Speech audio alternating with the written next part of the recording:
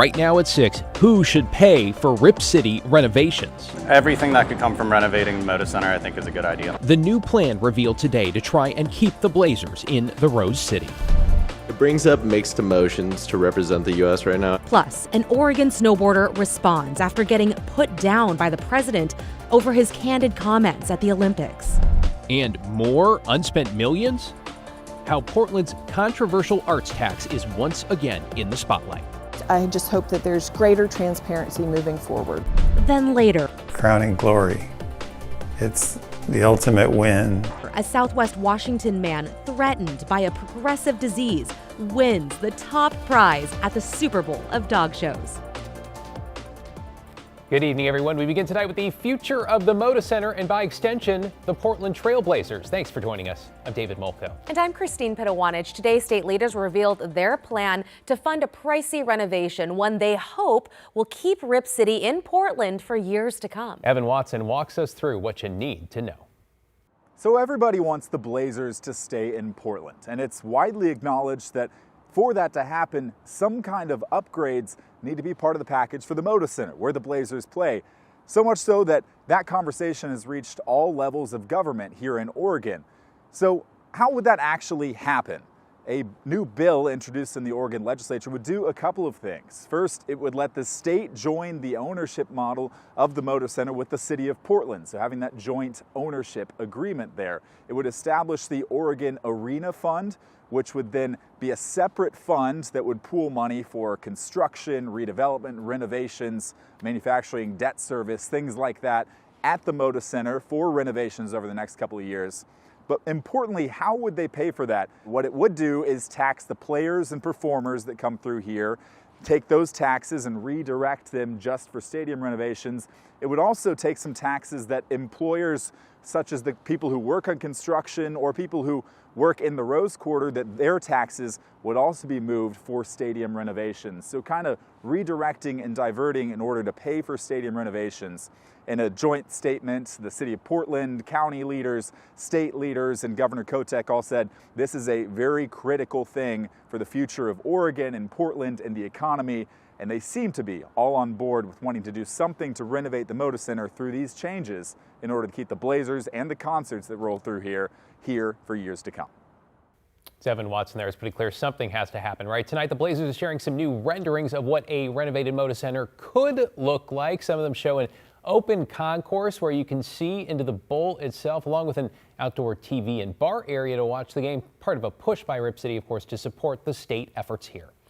Also today, a group of local and state leaders, including Portland's mayor, Multnomah County chair, and the governor, all released a joint statement saying in part, quote, "We are confident that lawmakers of all backgrounds and party affiliations can agree keeping the Blazers in Portland for years to come is a top priority for our economy."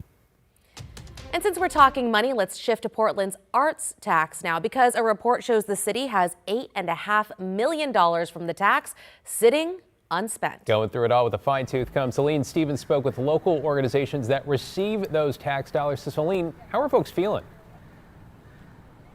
David, so the organizations that I spoke with today say the funds that they've received from this tax have only decreased in recent years. They say they're still happy that there's still money around to keep the arts alive, but it begs the question, why didn't anybody know about these unspent dollars before?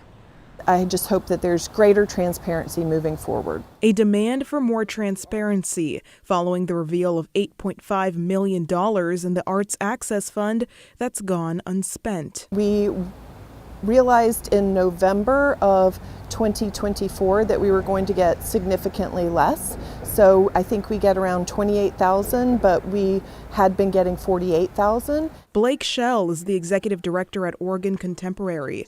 She says the arts tax, which is that $35 annual tax most Portlanders have to pay, helps them keep their operation free to the public. We're staying free for now, and we're just going to a larger suggested donation, and we're trying to keep our partnerships up, but it's really hard. That fund provides money to local schools for the salaries of teachers in the arts, as well as funds to nonprofit Portland arts organizations. But the great thing about the arts tax money is it could be used for anything within our organization. But in 2023, we got about $40K, and then I want to say in 2024, I want to say we got about maybe 15 or 20, and this year we got 21.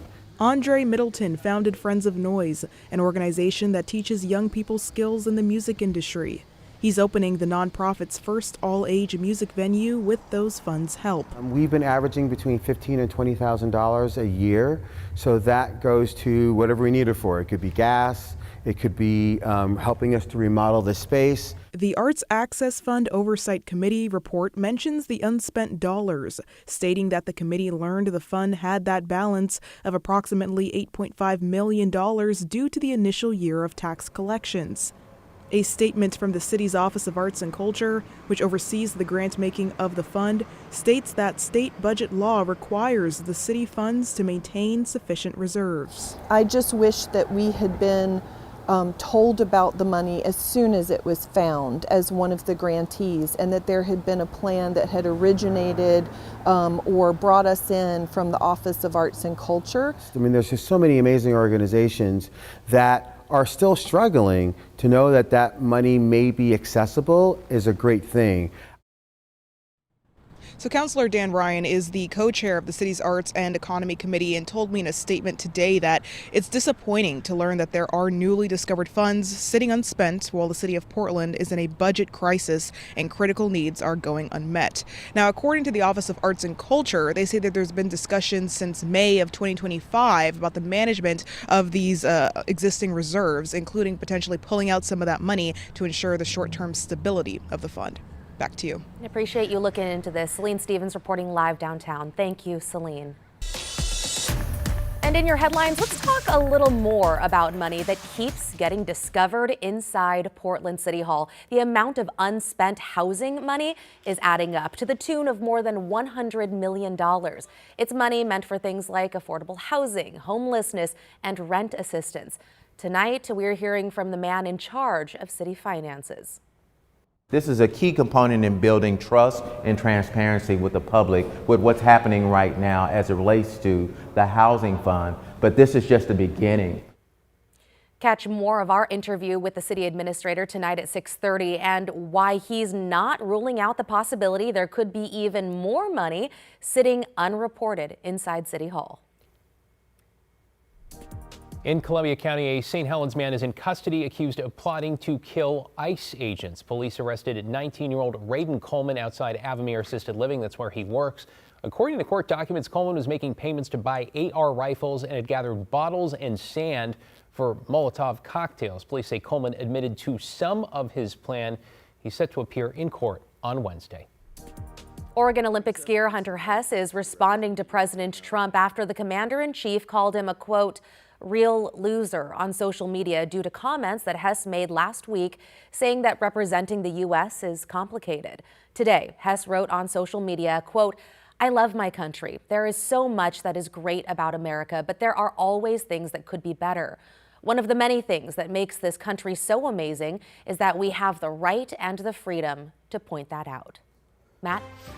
Thanks, Christine. Always amazing to see a double rainbow over downtown Portland like we had today. Look at that, just moving along with the sun and showers. It cleared on out as the showers are winding down, and we didn't get a whole lot of rain today, but we sure did yesterday. So coming up, little morning fog is possible. Yes, other places might have frost as temperatures drop down to the mid-30s, but we get midweek sunshine. It's really going to be a nice week for really Tuesday, Wednesday, Thursday.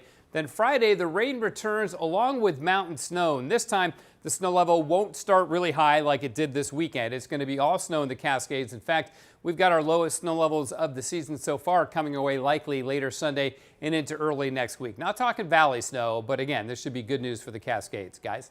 Okay, thank you so much, Matt. Developing tonight, we're hearing from a local attorney on how the immigration crackdown is impacting the children and young relatives of people being detained. That lawyer, for example, points to a Woodburn 5-year-old and his 12-year-old sister who haven't seen their mother for 6 months. Marta Escalante Perez was detained by federal agents in Woodburn last August while riding in a van to pick blueberries. And since then, her children have struggled. I had a letter from the school that they're both, their grades, their attention is suffering in school. They're having nightmares. They're crying a lot. Her attorney says Perez is eligible for what's called a U visa since she's a domestic violence survivor, but her release keeps getting denied.